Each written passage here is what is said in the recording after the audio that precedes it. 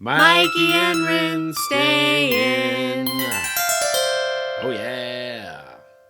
Oh, I didn't grab a fork. Oh yes, you did. Hey guys, this is Mikey and Rinne stay in. I'm Mikey.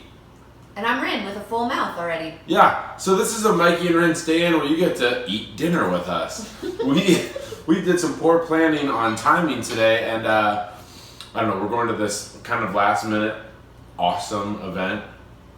I think we'll have to link it on the YouTube page. Oh yeah. Because it looks extraordinary. It's called Flotsam River Circus. Yeah.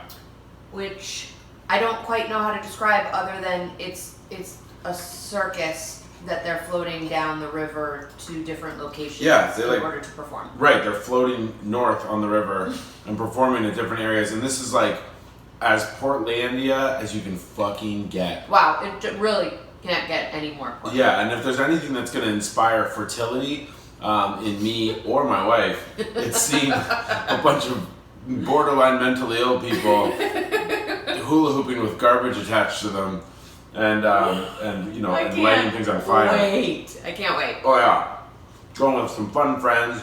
Yeah. Totally. How are you doing? What's new with you this week? You know, I'm good. I've been having kind of like just kind of a weird week. I'm a little bit sad that like summer is like nearing its 3/4 mark or whatever.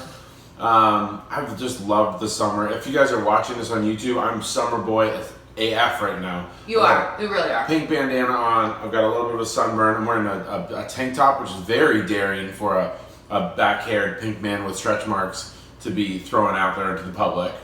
Well, and not only all of those things, which you're gorgeous. Aw, thanks, wifey. That's lovely. It makes me cry. But you also have some things taped to your back currently. So you are just like really showing the world. I'll lift off for the world here, right? For the YouTube world. If you're not watching on YouTube, you better get on it because you're about to see nudity. Hey! Tell them about what they're seeing. So you are seeing taped to Mikey's back, upper, middle-ish, and lower back. There's 6 different places where he has these, we call them Sanfu Moxa, or Heavenly Moxibustion, I think it's also called sometimes. So this is Heavenly when it's on my bob. No doubt. So this is I think from the Qing Dynasty in China, so it's super, super ancient, as is much of Chinese medicine. But it's a combination of herbs that you mix with a little bit of fresh ginger juice and then apply to certain acupuncture points for respiratory health, really. It's really good for people that get sick a lot in the winter. It's also really good for asthma and allergies, things like this. And the cool thing is that they've done actually some clinical trials on these patches. So it's adhered to the skin with just a medical tape. And you can feel it once it's on your back. I'm sizzling. I feel like I've got ginger ale kind of on my back. Yeah, it gets toasty. You leave it on for about 4 hours, less with kids, and then you wash it off.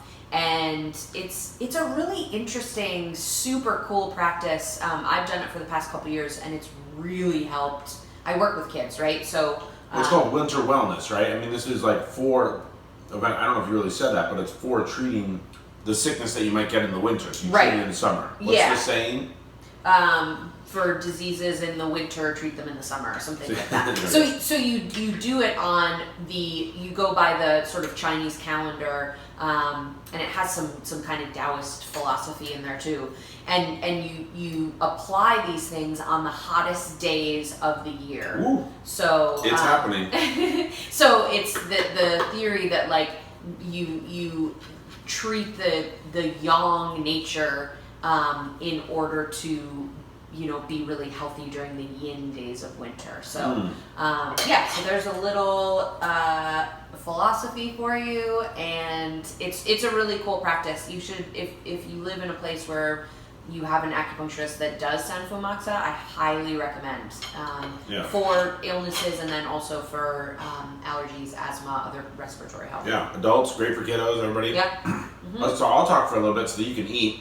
Love it. I'm eating some blistered shishito peppers right now. Ooh. Wowzers. So good. I love them. So yeah, I'll tell you, we're eating all stuff from local farms.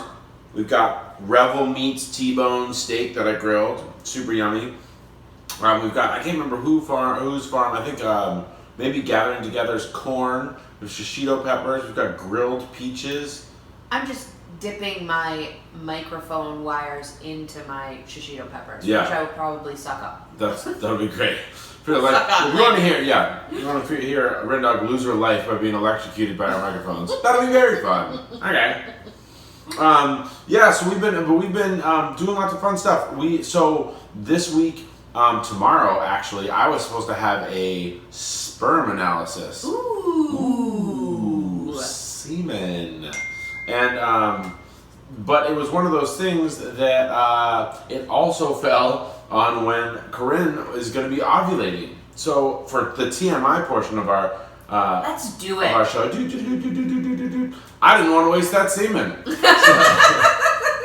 So I didn't have the sperm analysis, but what we're just so interested in, like, because all that I know about like sperm analysis or like sperm banks or any of that stuff is like what you see in movies where it's like the funny little room and they've got the little window and they like, they offer you like weird old crusty penthouses or something, or like VHS tapes of like Jenna Jameson pornos. Sounds amazing. Yeah, it sounds amazing. I'm gonna open a bar. That's this. No, I'm not actually. A lot of health concerns.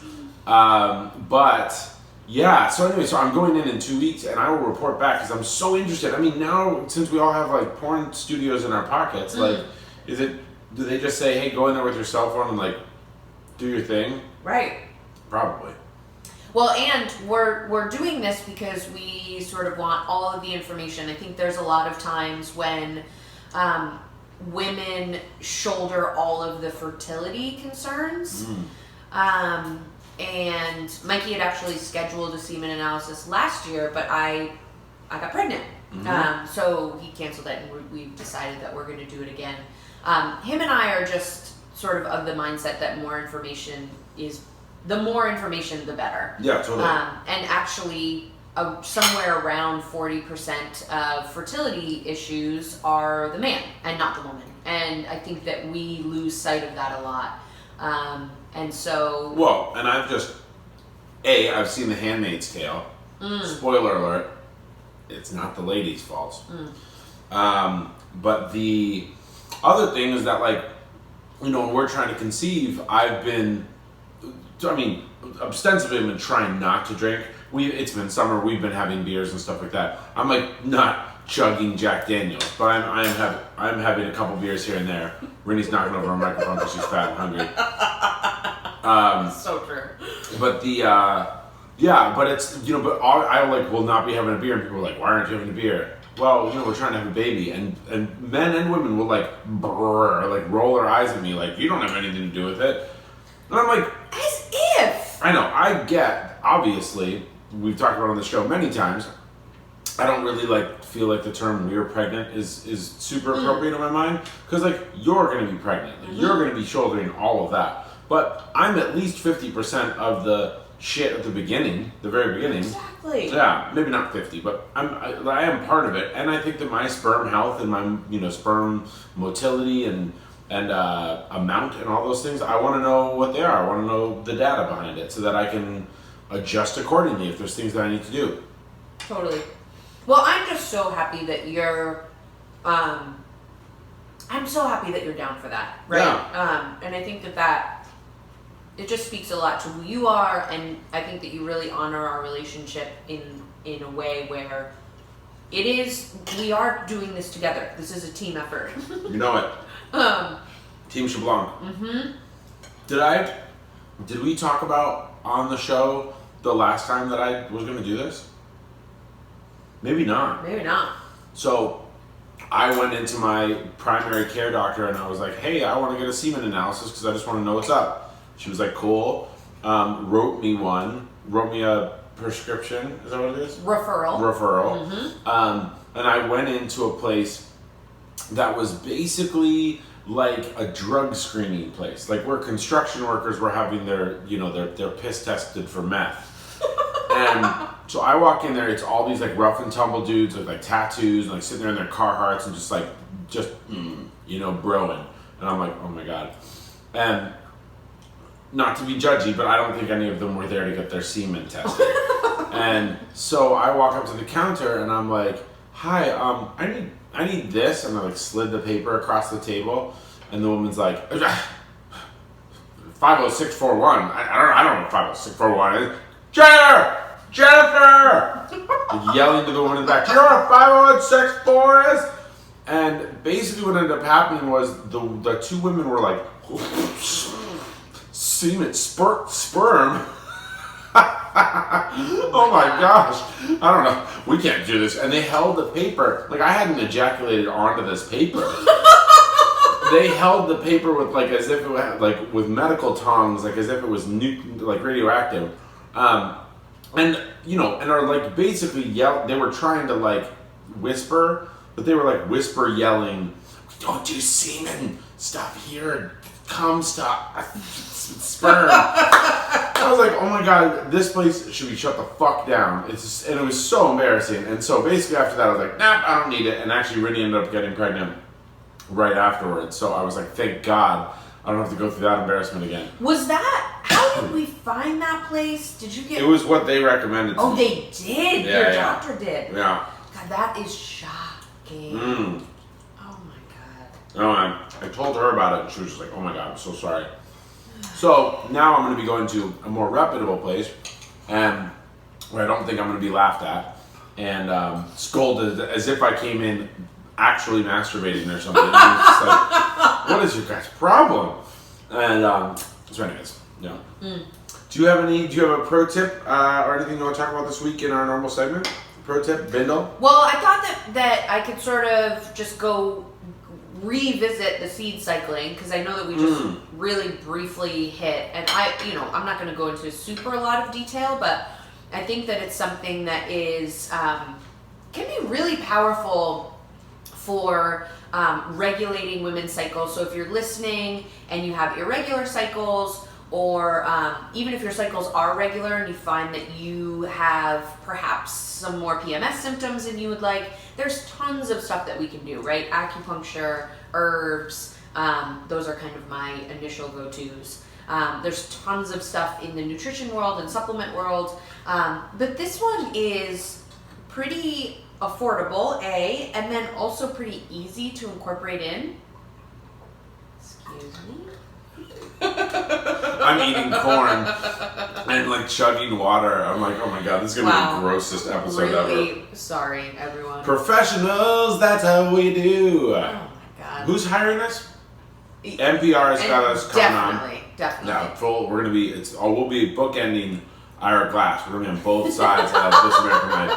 Or maybe Radio Lab. I feel like they have perhaps more annoying sound things that happen in their show, so maybe our like eating on the microphone and burping on the microphone will be less offensive. Yeah, by their beep boop robot noises constantly, which I love that show. But oh God, I love it. I love it. Like I'm autistic every time. Like you're giving me seizures. So seed cycling in a nutshell is you take or you eat certain seeds during the follicular phase of your cycle, which is the first half. And then you eat different seeds during the luteal phase of your cycle. And so you guys that are watching on YouTube's, I have some pumpkin seeds here. And that is because I am still in the follicular phase of my cycle.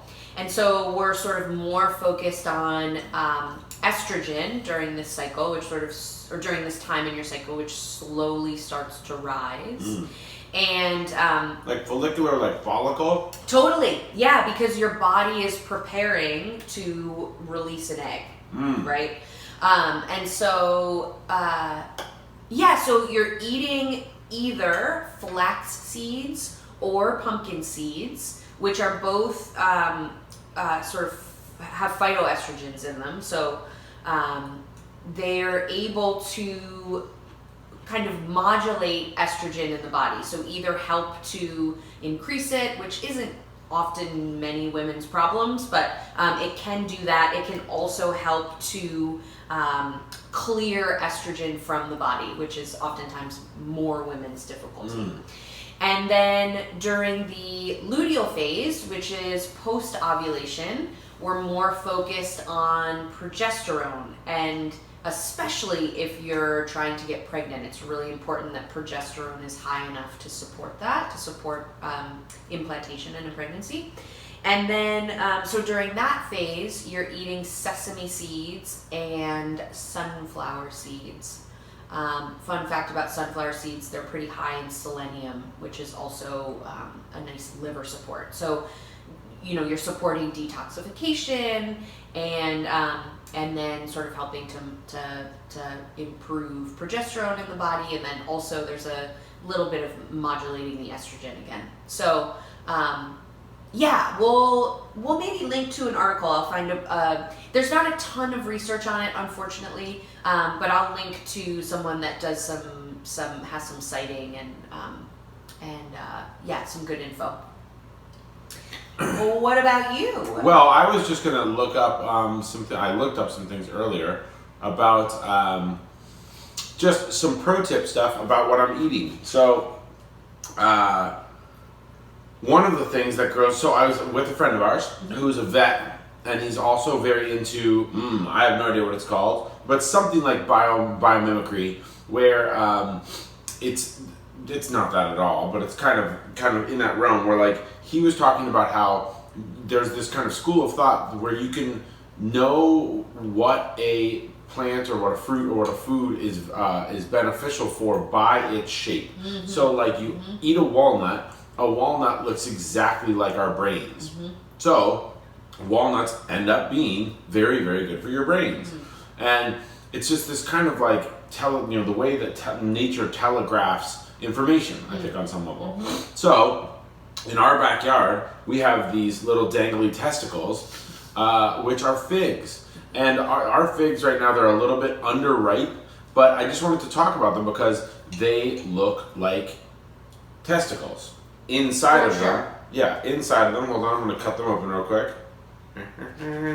So the figs, for those of you that can't see, are this really beautiful, rich green color. Yeah, super green. They're foamy right now, so they're not ripe. But when they ripen up, like, look up on the internets a ripe fig, or just go find one and eat one, and it looks like semen inside. I mean, it looks like little sperms, and so figs have all of these health benefits for sperm production. So they're chock full of health benefits. They provide good sources of dietary fiber, antioxidants, minerals, and vitamins. They're also rich in potassium, calcium, magnesium, copper, iron.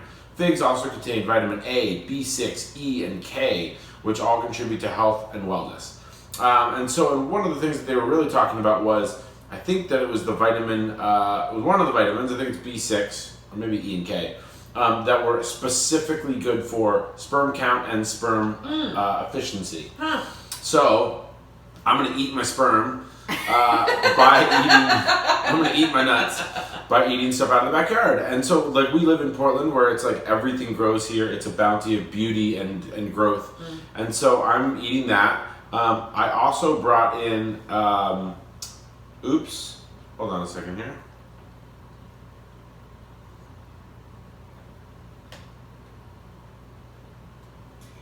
What about you? Well, I was just going to look up something. I looked up some things earlier. Good. Okay. So we just had a little system overload on my computer, evidently. But what I was going to start talking about is I looked up figs. So we have a good friend who is a vet, but he's also very into nature and kind of like, and being able to understand the things that grow around us. So he's into this thing, I don't exactly know what it's called, but something along the lines of kind of like biomimicry. And it's basically like how nature telegraphs information to us. So a walnut, you open up a walnut, it looks like a brain. Turns out walnuts are really amazing for brain neuroplasticity, all sorts of things. And that's amazing. So one of the other things, and something that we just have to happen to have grown in our backyard, are these swinging little nutsacks. These testicle experiences called figs. So for those of you that can't see the testicle that he's dangling from his fingertips, it's this really beautiful deep green color. Yeah, and so these are a little underripe. They probably have a couple more weeks. But if you open up the fig, and if you like have access to figs, go get some right now. Eat them; they're delicious. But inside, it looks like a bunch of sperm, like all the little I don't know what they're called. It could be endosperm. Whatever it is that's inside, the seeds that are inside of the figgy look like semen, and so it turns out they're really amazing for sperm production. So they're really high in vitamin B6, vitamin A, vitamin E and K. Yeah. And those things are really great for sperm health and production and quantity and efficiency. So I'm gonna go ahead and eat my nuts out of the backyard and make sure that I'm doing the best that I can for my swimmers. You know, it's interesting because there's some of those theories in Chinese medicine too, and I just think about, back before we really knew what vitamins and minerals were and could study the nutritional value of things. What did we do? We observed, right? Mm-hmm. And so, like for example, a lotus flower grows in these really boggy places, right? So it's like kind of dirty, mucky water, and then this beautiful flower blooms from that, right? And so that medicinal in Chinese medicine is like meant to sort of clear away dampness and filth and stuff that can kind of build up in the body, which I just think is so cool. So it's sort of that same idea, right? Mm-hmm. What do you like to do with figs? Well, I like to besides hold them in your fingers like they're little testicles. Right, yeah. I mean, the thing is about a perfectly ripe fig is they're like ready to fall off the tree, so you gotta like get after it. Yeah. So I generally like to just eat them, but if they're a little bit under, they still have a little bit of like structure to them, I'll cut them in half and grill them real quick, just on the cut side, so it kind of like caramelizes the sugars in the figs. And then I oftentimes will put like a little soft cheese, like a little goat cheese or something like that, and then some fresh basil and maybe a little honey, a little salted honey or something, and they're delicious. Also, I always love the classic wrap them in prosciutto. Yeah. Wrap them in prosciutto. You can even like s'more them a little bit. Wrap them in prosciutto, hold them over a fire, and it kind of crisps up the prosciutto around them. Very, very good. I gotta say, this dinner is extraordinary. I know. You just put everything on the grill, right? And then blistered pretty much peppers. Yep. Wow. Yeah. It's so good. Yeah, and so I think our last minute meals are oftentimes our best, where it's like, shit, we gotta get out the door and we gotta record the podcast and all those things. And so it just tastes like it's like summer in my mouth. Yeah, this corn is obscenely good too. It's really crispy. So yeah, we actually have to get going. We have to go pick up our friends to go to this really funny pirate event. But should we do anything? Oh, Bindle of the week. The Bindle of the week that I was gonna have is drink beer in public. Wait, what? So we've been at a couple things lately where it's been like, hey, we can't bring our dog into that place, or hey, like you got to go and the beers are going to be X, amount of money, and then you have to stay in this really boring area or whatever. My thing lately is break the law, go buy beer at a supermarket or a convenience store or whatever, and drink it in the park or drink it next to the water. Yeah, we did this on the beach the other day, and it was like, we spent $9 on a 6-pack. And so it ends up being like $1.50 a beer or something like that. Yeah. This is like $9 a beer in a place. Fuck you, restaurants. God, it's so true. Yeah. So drink publicly. This is literally a Bindle of the week because it's what hobos do. So Bindle. No, but I think it's rad. Do you think there's beers inside their Bindle? I hope so. Yeah. Yeah, I really do. What else you got? Well, I was just turned on to this woman who her and her husband were both young professionals, like grinding and living a really nice life, a very comfy life, but they have this dream to like go homestead in Vermont. And so I have that dream. Well, this is why I'm mentioning this. They have so essentially they got really frugal and saved a bunch of money, and they did it. They're like completely self-sustaining folks on their homestead in Vermont on like 1,000 acres or whatever. Wow. Yeah, so And just so, you got that, but yeah, so she's got a blog. It's called Frugal Woods, and we should go meet them. I know. Have them on the show or something. They can inspire us. Maybe we'll be recording this podcast in a year from our homestead. Right? That sounds fucking awesome. So so and my friend that turned me on to this, hey Ellie, she did this woman does this sort of like frugal challenge where you literally don't spend money for 1 month. And I haven't told Mikey this, but I think we should take the challenge in September. And she gives you all of these sort of hacks for like what you eat, you know, because if any one of us probably went into our cupboard right now. Oh, we have so much food. Yes, exactly. Our freezer could feed a family for a year. Right. So I propose. But how does this work with like Netflix and shit?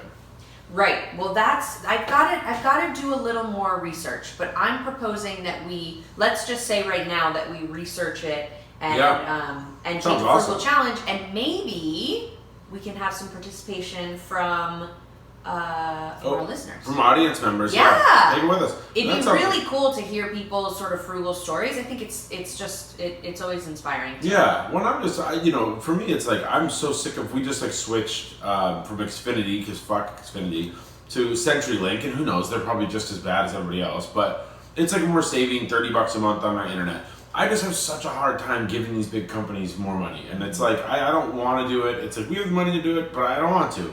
And so I'm like, more and more, I'm like, what are the things that we could cut out of our life so we're not just giving money to our credit card companies and to our, whatever. And I don't know. I would love that to was do a this. good bindle this week, was cutting Stealing out beers. cable TV. Oh, yeah, sorry. Yes, it was the cable TV. I know, it was a good bindle. Yeah. Okay. Well, you guys, I know it was kind of a shorter episode. I just hope you guys listened to Crystal last week. She's so rad. She's so fun. Amazing. Yeah. I think we had like more listeners than any other episode. So she was wonderful, and we love her. We don't have any interviews set up right now, but we're going to try to set some up for the next couple weeks.